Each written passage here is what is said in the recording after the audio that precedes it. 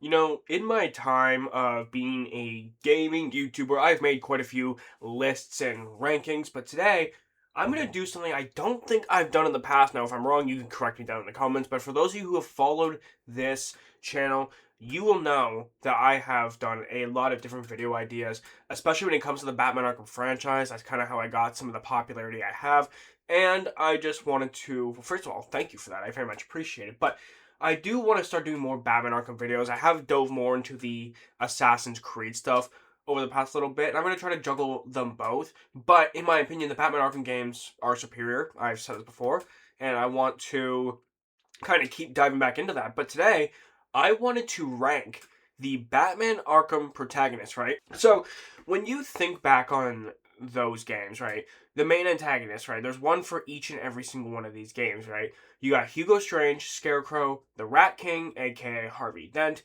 the Asylum Joker, and Origins Joker. Those to me are like the main villains. I know some people might say, what about Red Hood or Jason Todd or whatever you want to call him? And it's like, sure, but he's kind of more of a side villain in a way. Same thing with Joker from Arkham City.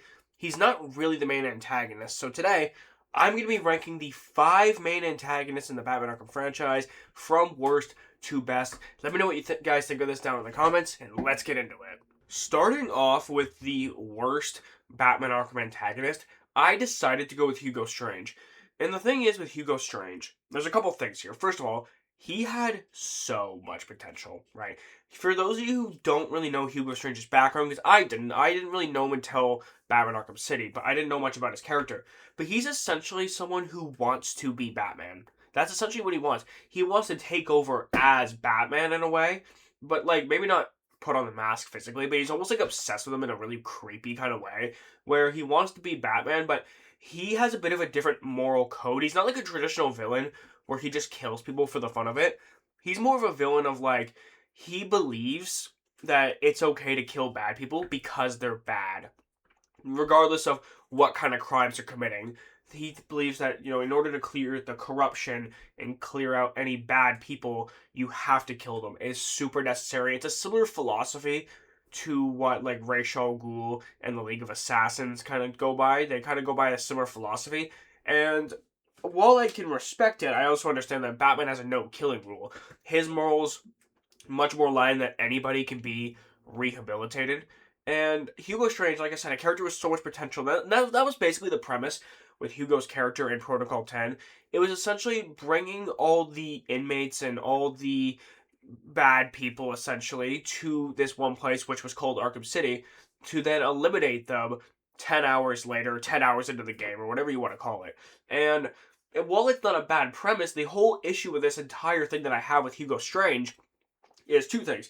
First of all, he threatens Batman's identity at the start of the game. It goes, if you try to stop me, I'm going to tell everybody who you are. So what does Batman do? Well, of course he tries to stop him. And he doesn't do anything about it. He doesn't even go, don't forget, I know your identity. None of that happens at any point. Instead, he just stands there. And the other thing is, he kind of got pushed in the back because of Joker kind of taking front and center stage due to the whole blood plot thing, like the what do you call it, like the infected blood plot line is what I'll just essentially call it.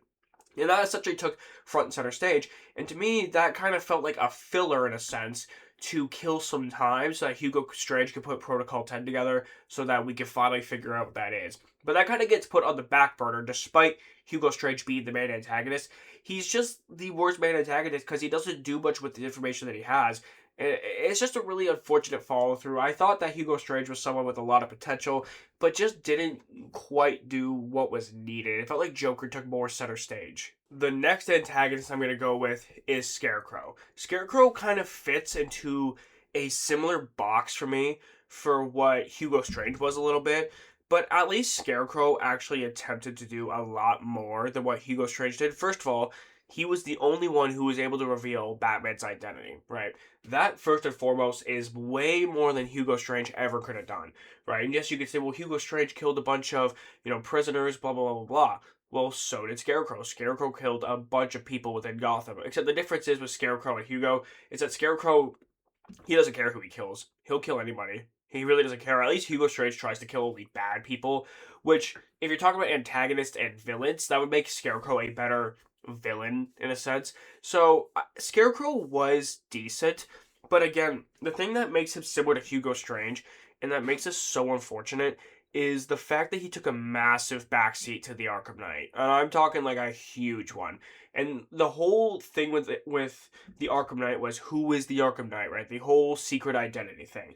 And if you didn't watch the trailers, then yes, it could have actually worked. But for people got spoiled by the trailers pretty much told them, hey, it's me, Jason Todd, bro. They might as well have done that. Like, it might as well have gone down like that. And Scarecrow, like I said, a lot of potential. He at least was able to use what he planned on using, the Cloudburst, to actually do some damage, what he wanted to do, make the city full of fear, right? The City of Fear is what I believe it was called, within Arkham, or within Gotham. And so at least he was able to kind of portray his plan somewhat. Like, it wasn't like he was totally just denied, and he revealed Batman's identity, made people see Batman's just a human, he's not this thing to be afraid of.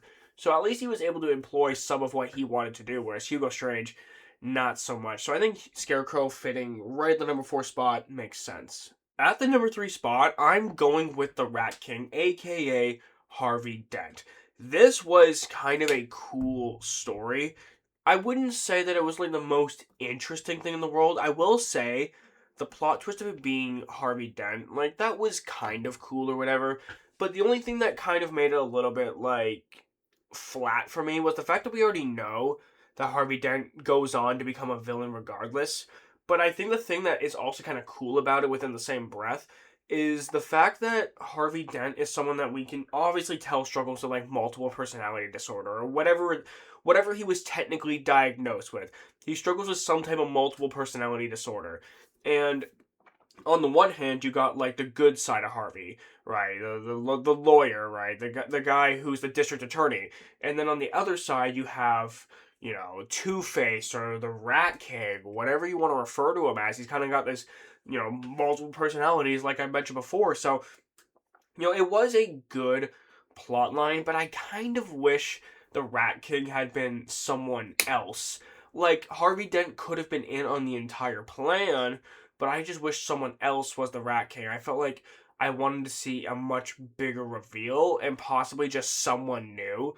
Maybe if they wanted to have someone name the Rat King and become a brand new villain, or even if they wanted to bring in a villain that hadn't been used previously. I felt like there was so much potential here, and just to find out it was Harvey Dent, it did fall a little bit flat for me, but that doesn't mean that it was necessarily portrayed badly. I guess you could say that there were hints throughout the course of the game that it could be like this, particularly in the flashbacks when it's like showing you what Harvey went through as a child with his father. So it would kind of make sense that he would turn out in this way. But ultimately, I kind of just wish it was a new character. It's just somewhat different. Someone that we know isn't just going to become a villain regardless. Maybe that's just me. I might stand alone on that take, but I don't know. I think it was okay, but I wouldn't say it was like spectacular. At number 2, I'm going to go with the Batman Arkham Asylum version of the Joker. And the reason why I'm putting him in the number 2 spot, first of all, this was a great introduction to the franchise. This was the way that you introduce fans to Batman, because there had not been a big scale open world game like the Batman Arkham games for any superhero to my knowledge. There was like one Batman game that was like okay, that I believe that was Batman Begins that came out on like PS2. But besides that, there really wasn't anything in the Batman community. So this was the first game that took really good graphics, really good world design, and even though Arkham Asylum was considered like a small map, at the time, it was pretty groundbreaking to have a superhero game to look something like that. It was groundbreaking to have a superhero game look like that in particular, because there had been other open world games by that point, but not necessarily in the superhero universe. So that in itself was pretty cool. But also, this is what I would refer to as like a standard Batman and Joker performance. There wasn't necessarily anything that was like super surprising. The Joker's like 1 or 2 steps ahead for the majority of the time until eventually Batman finally catches up and beats the Joker. It's a pretty basic formula, but it's one that works, and it keeps you intrigued because as annoying as the Joker can be sometimes, as frustrating as he is, when you finally punch him in the face and you finally arrest him, it just feels so satisfying. It just feels so good. And I guess like you could say the only thing that's missing is like something that could have spiced it up, but I don't know exactly what that would have been. But like I said, this was a pretty standard Batman and Joker game. And honestly, I think it was a perfect way to introduce you to what Batman and Joker are truly meant to represent. You hear people talk about like Batman and Joker as a duo. Like you hear people reference that all the time. Like, oh, these two are like the Batman and the Joker. Like, you hear people say stuff like that. And this game was a perfect demonstration of that. If you were a new Batman fan, this was perfect for you to experience. But at the number one spot, it's got to be the Batman Arkham Origins Joker. Batman Arkham Origins to me is the best Batman Arkham game, and mostly due to its story. And I think that having the Origins Joker, it just works, man. It may not have been Mark Hamill who did the voice acting. I will concede that one fact. Outside of that, everything was perfect and did really fit well within the Joker's character. And it was just such a blast to like really get to understand how Joker becomes so obsessed with Batman, right? Because it's pretty common in Batman media to see the Joker being obsessed with Batman, but a lot of times we don't necessarily get to understand the why. But we get to see the why in this game, right? When Batman jumps off a roof to save Joker's life, despite the fact that Joker is clearly an awful human being and he knows that, but he doesn't care. But when he knows Batman's still willing to save him despite knowing what he knows about the Joker, I think it kind of draws him towards Batman. It's like, okay, there's something different about this guy, but like, I need you. Like, it's a creepy obsession, especially because it's the Joker, but it's also kind of like cool to see how these two kind of learn to be inseparable. And that's also another thing. Like, that was, I made a video on this previously about the night the Batman and the Joker became inseparable in the Arkhamverse. And it was due to that specific moment right there where Batman jumps off a building to save the Joker's life. And, starting off with Joker impersonating Black Masks and going through the entire game, coming to understand the Joker a little bit, the Red Hood references that come in throughout, and the ending as well, where Joker tries to get you to kill to make you understand that Batman and Joker aren't so different, which he does kind of have a point. They're not so different. They're both wearing costumes. They're both wearing outfits. They're both, not exactly the most normal people in the world, but it just works. The story is just phenomenal, and it's because we have a great antagonist in the Joker to go along with it to create an amazing origin story. Like WB Games Montreal could have easily just flopped it. They could have easily just made it complete crap, but no, this was a beautiful masterpiece, which at the time, people were really upset about it because they were tired of the Joker. But it just makes sense. It just blends in so well, and I honestly really appreciate it. But guys, this is my ranking of the Batman Arkham antagonists from worst to best. And let me make it clear, I don't think any one of them are like particularly bad, but I think there's some that could be a little bit better, just in my opinion. But thank you guys so much for watching. If you guys enjoyed, make sure to leave a thumbs up, make sure to subscribe, and I'll see you guys later. Peace.